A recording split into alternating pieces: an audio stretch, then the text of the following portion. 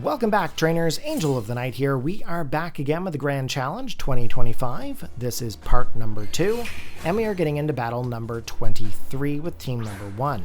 Now, our opponent here is going to lead off with an Incineroar and a Frostmoth. And of course, we've got our Indeedee and our Exeggutor pair coming onto the field. That is going to be able to set up the Psychic Surge, which means no fake out for that Incineroar.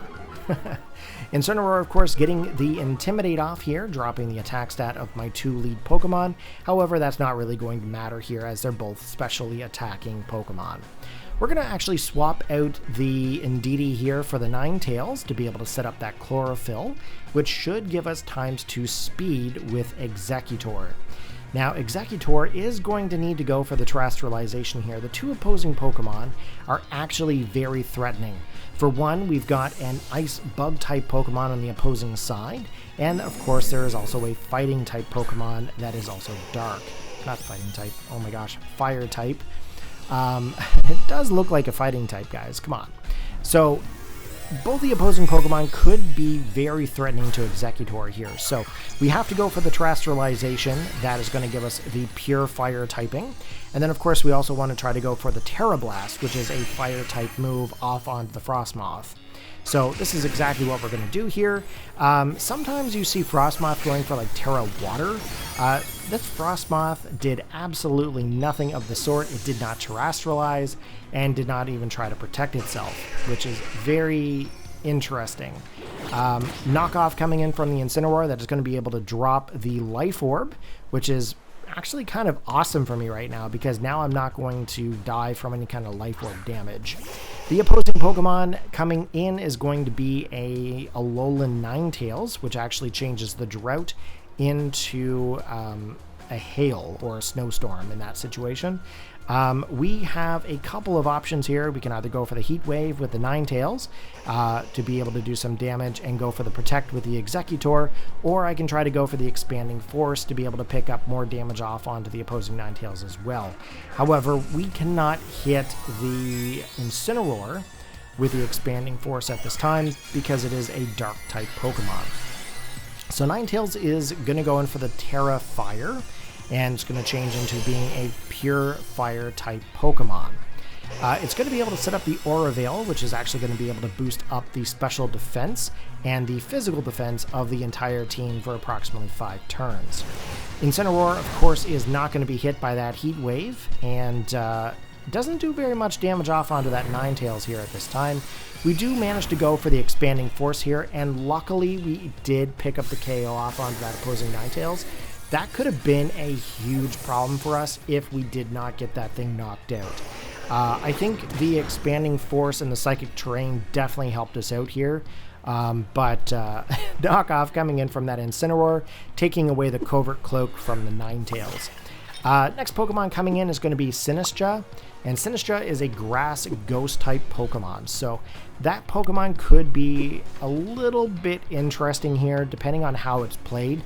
Sometimes these ones do go for a different terrestrialization as well, so we'll see what happens here when this Pokemon is actually into effect. Sometimes they go for the whole Matcha Gotcha thing, and that's kind of a very unique move for that Pokemon. We are going to go for the Heat Wave here again. It is going to be able to hit this Sinistcha. Incineroar is not affected. We are going to go for the Terra Blast here as well, which is a pure Fire-type move, and we almost take out Sinistcha. However, they are going to go for the whole Strength Sap situation here. They're going to get a little bit of HP back, and it is going to be able to drop our attack stat here on the Exeggutor. However, not really effective. I mean, we are not a physical attacker with Exeggutor. Ninetales going down from the attack from the Incineroar. I believe that was another knockoff. And I think the next Pokemon we're going to be bringing in here is going to be the Indeedee. That Pokemon is probably the best choice because then we can go for the whole Follow Me situation if we needed to. So that's exactly what we're going to do. We're going to set up the Follow Me. We're going to go for the Terra Blast here into the Sinistcha there once again. And hopefully we'll be able to pick up the KO. However, we might actually lose our Indeedee here in this situation as well. If the Incineroar has a high enough base attack and has enough effort values, it might actually be able to pick up that KO there too. However, we do get the Terra Blast to finish off the Sinistcha, leaving one final remaining Pokemon on the opposing side. There is the knockoff, being able to pick up the Rocky Helmet off onto that Indeedee. A little bit of damage going to the Incineroar there. Obviously, the Indeedee is not able to do any kind of attacking moves off onto the Incineroar because it is a Dark-type Pokemon, so we're just going to go in for that whole follow-me situation. And then with the Executor, we are going to try to do some damage off onto it here with a Terra Blast. Now, I don't expect Terra Blast to really do much here. The Aura Veil is still currently up. So that is kind of a bit of a problem there for us. The knockoff does pick up the KO off onto the Indeedee, and we are down to 2 Pokemon remaining into this battle. The weirdness has disappeared, of course, so our terrain is now gone. Not really a big deal here at this point. I can't go for any kind of an expanding force at this time anyways. Sneasler coming in, I pretty much have the option of going for like a close combat, or I have the ability to go for like a Dire Claw. At this point, we're just going to go for the Protect because I'm pretty sure he's going to try to do some damage off onto the Sneasler.